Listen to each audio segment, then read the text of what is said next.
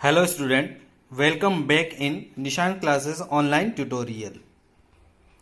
Last lecture में हमने digestive gland, liver या यकृत जिसको कहते हैं हिंदी में, उसका अध्ययन या स्टडी कर ली थी।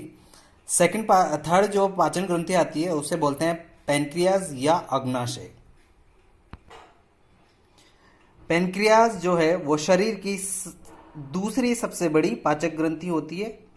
मैंने बताया था कि यकृत सबसे बड़ी पाचक ग्रंथि है, उसके बाद सेकंड नंबर पे दूसरी सबसे बड़ी पाचक ग्रंथि पैनक्रियाज होती है।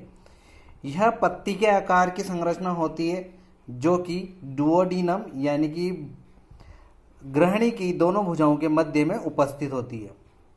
इसका निर्माण या उत्पत्ति भ्रूणीय एक्टोडर्म से होती है और यह नेचर या स्वभाव में हेट्रोक्राइन प्रकार की होती है, यानी कि यह मिश्रित ग्रंथि होती है लीवर की तरह।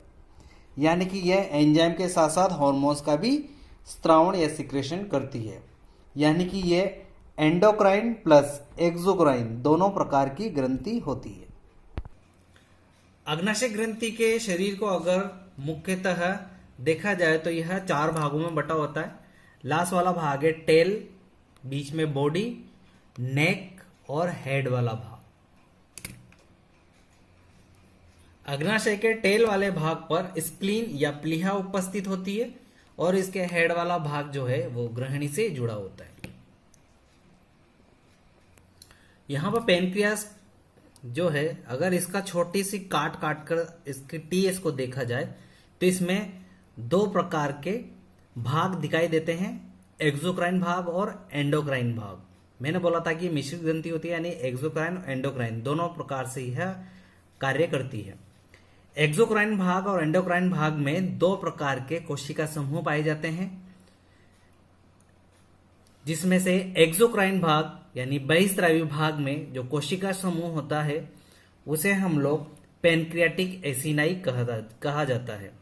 ये नीले कलर की जो कोशिकाएं दिख रही है ये एक्सोक्राइन भाग की कोशिकाएं का समूह है, जिन्हें पैनक्रियाटिक और एसिनाई कहा जाता है।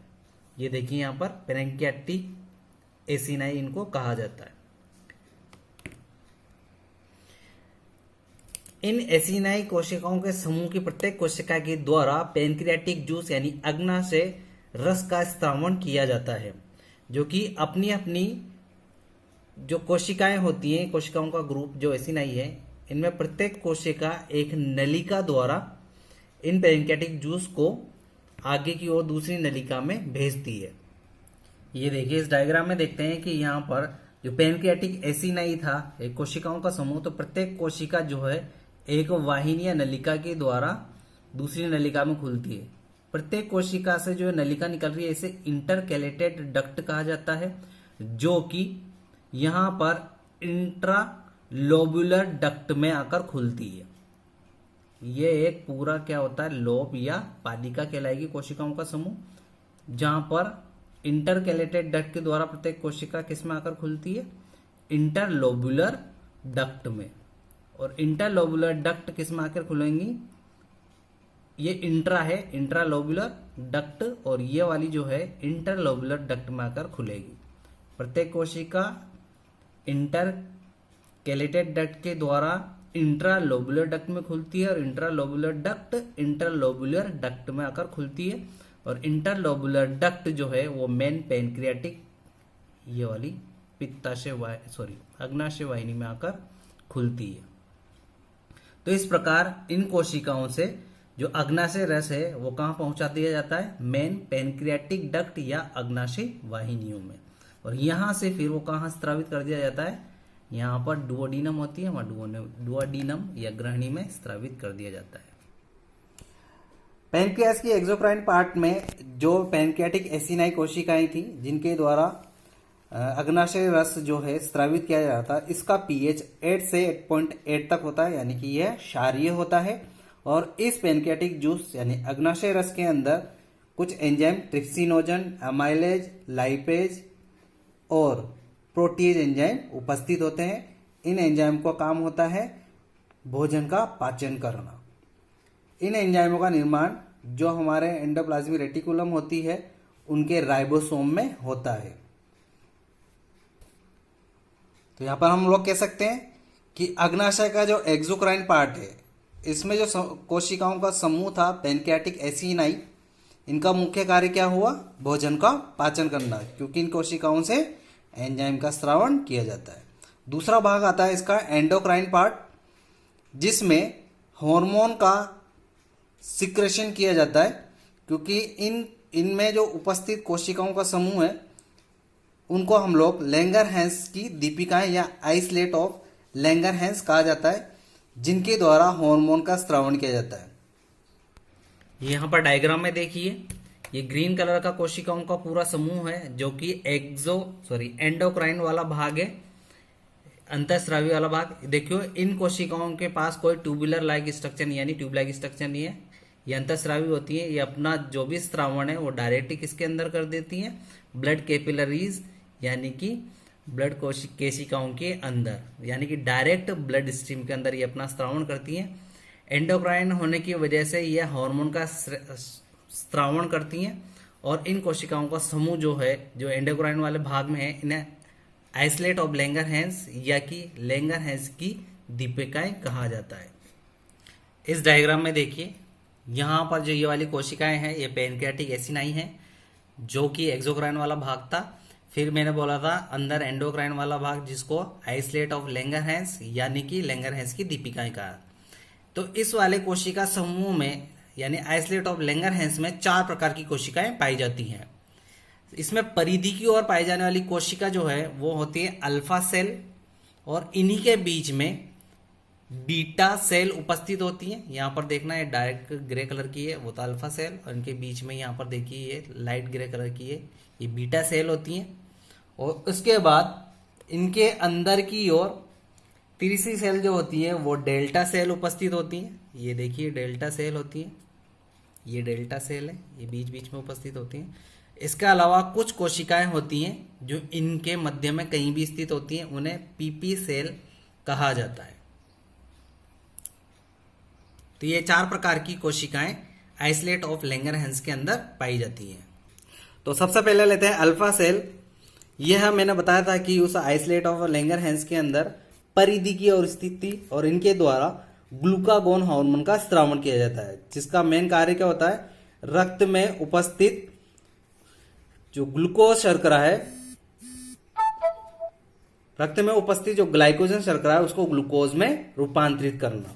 ये देखो, ग्लाइकोजन को ग्लूकागोन हार्मोन ग्लूकोज के अंदर रूपांतरित करता है या परिवर्तित करता है। दूसरी कोशिकाएं आती है बीटा सेल, जिनको बी सेल भी कहा जाता है, जो कि अल्फा सेल के बीच बीच में उपस्थित थी।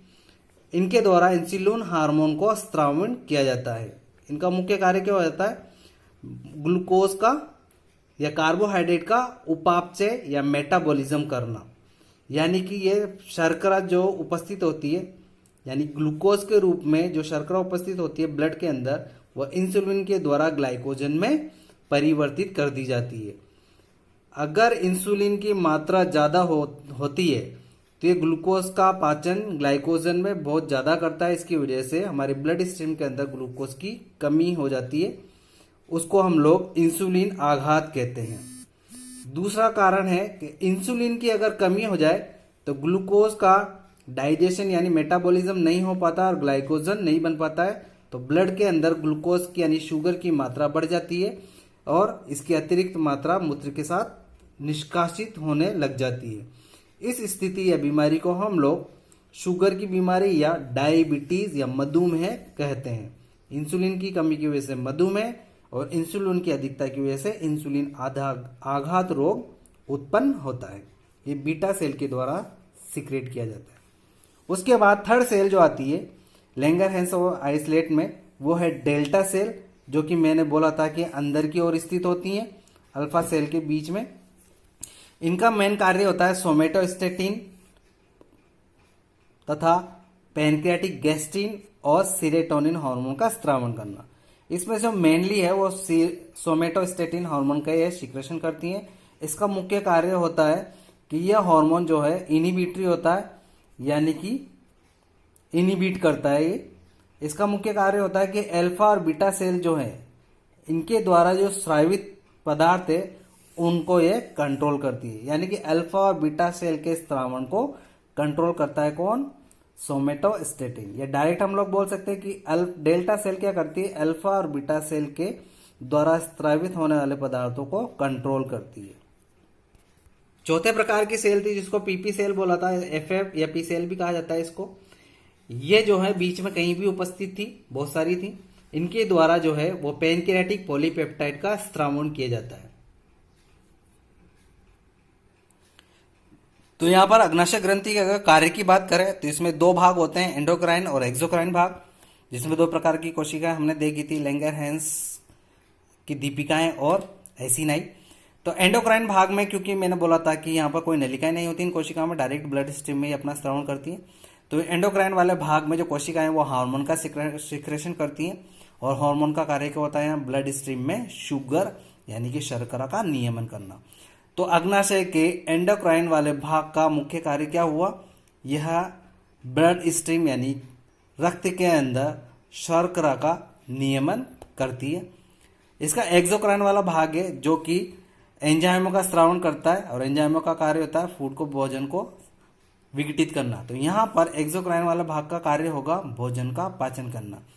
तो दो मेन कार्य हो गए। एंडोक्राइन वाले भाग का काम है रक्त में उपस्थित शर्कराओं का नियमन करना, और एक्सोक्राइन वाले भाग का कार्य है भोजन का पाचन करना। तो आज के लिए इस लेक्चर में इतना ही। नेक्स्ट लेक्चर में हम लोग नेक्स्ट टॉपिक को क्लियर करेंगे। तब तक के लिए गुड बाय।